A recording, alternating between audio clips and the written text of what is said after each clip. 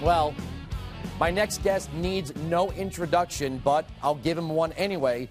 Radio host, author, TV star, all-around media mogul, and now my new boss, Glenn Beck. Thank you for joining me today. Great first week. Thank you. I mean, the first time I was here was to sit in with you, which was pretty cool. We were talking about Occupy. That's right. And we're gonna get to that in just a second. Yep.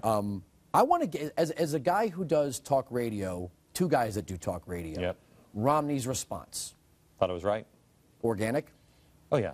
I thought it was organic. I thought it was right. I thought his knee-jerk reaction is to protect freedom of speech, not to apologize. I mean, there is your first difference between Romney and Obama.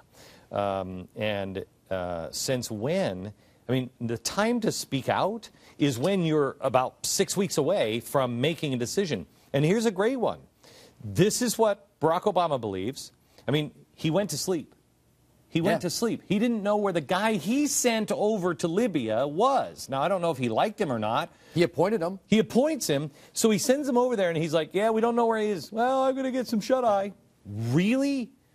So don't worry about if he's going to, who's going to answer the phone at 3 a.m. Well, not Barack Obama. He's sleeping. He'll unplug the phone. Talk to me in the morning.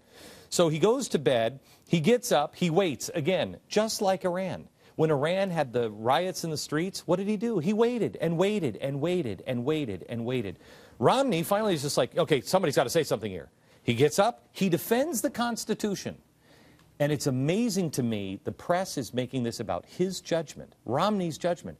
What about the judgment of the President of the United States who said, this is going to be great.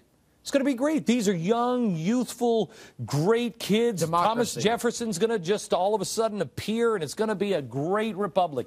Instead, we have a nightmare, and now the president is on Telemundo saying, are they enemies or are they allies? Well, we can't call them an enemy, but I can't call them an ally. Mr. President, when you got into office, Egypt was an ally. They were a bad group of people, but at least they weren't burning our buildings down. And now exporting terror.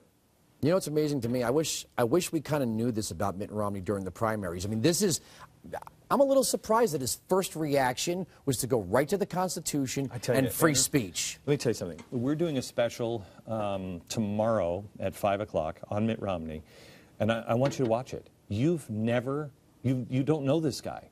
I recorded this 2 days ago down in Texas, and we did, I don't know, 2 weeks of research, and not like in-depth research on get all the spies out and go through his garbage. We just started making phone calls. Do you know anything about Mitt Romney? Can you tell me about not to the campaign? You mean bullying gay teens in 1965? No. Can you tell me any good stories about Mitt Romney? Dogs on top of cars? You won't believe.